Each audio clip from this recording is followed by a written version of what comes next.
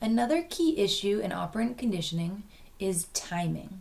So in operant conditioning, timing is everything. And when I say that, I mean the timing of the consequences that are paired with the behavior.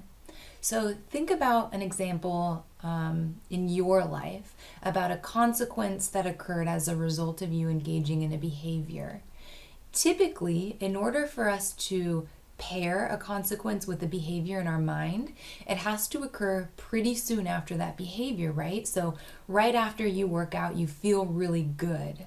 And so in your mind, you associate that positive feeling with that exercise behavior. If you felt really good 24 hours after you exercised, you probably wouldn't think that that feeling is because you exercised. And that principle applies here. For conditioning, it is proposed that the consequences that are provided after a behavior should be frequent and occur soon after the desired behavior. But there are 4 different schedules of consequences that we can provide individuals. The first one is called continuous. This is when the consequence occurs every time the behavior occurs. So every time the child acts out, they get their allowance taken away. Or every time you go to the gym, you get that feel-good, energetic feeling. In continuous reinforcement or continuous scheduling, the person feels incentivized because they get that reward every single time. In research, we know that using this continuous schedule, we can get fast results. If a person knows they're either going to be rewarded or punished every time they engage in a behavior, they're more likely to change that behavior. However, this in public health can create an unfortunate situation where the person becomes reliant on that reward or that punishment for that motivation. And so when you take that away, the person may no longer be internally motivated. The next schedule of consequences is called the fixed ratio. So this is when that consequence occurs after the behavior has occurred a set number of times. So for example, every second time that a child finishes their homework, they get a reward, or every 5th time. So there's a specific fixed interval. So there's a specific ratio in which the consequence occurs. The third schedule for consequences is the fixed interval schedule. This is when the consequence occurs at regular time intervals. So every 15 minutes, a child is told good job, or every hour during a long hike, somebody gets a treat.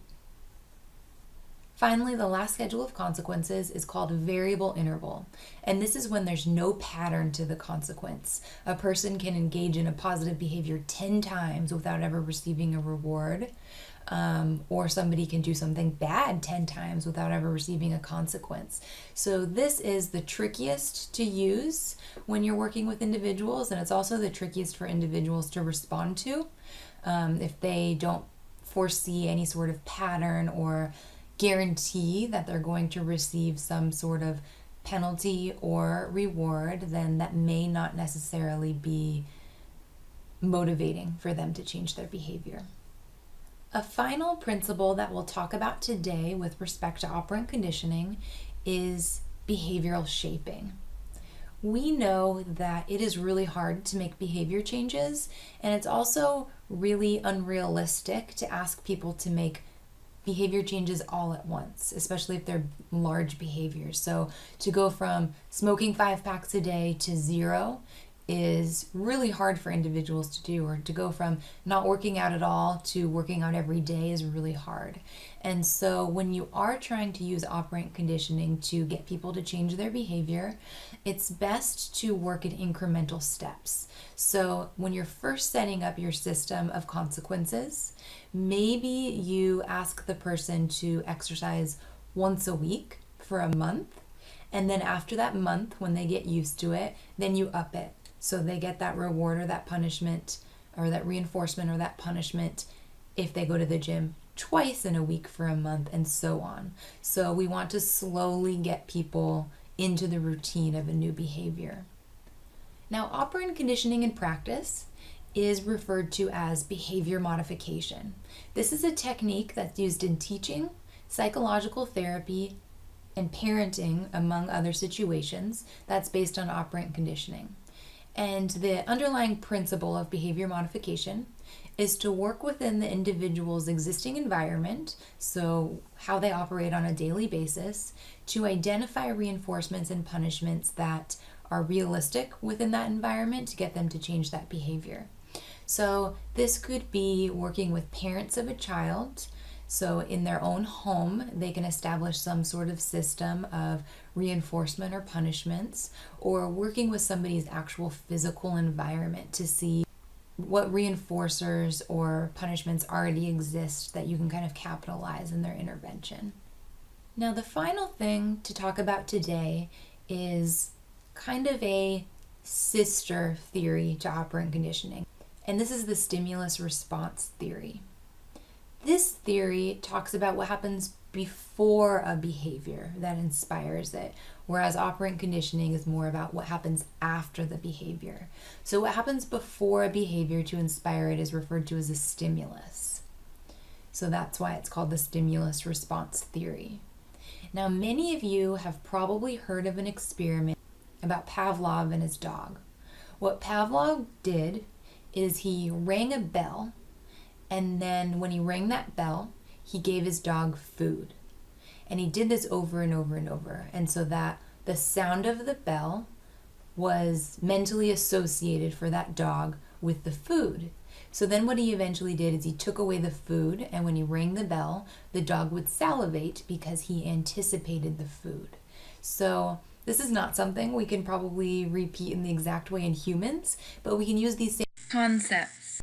An example would be pairing a neutral stimuli, that would be the bell, something that means very little to a person, to something that does mean something to them. An example that I've heard a lot is toothbrushing.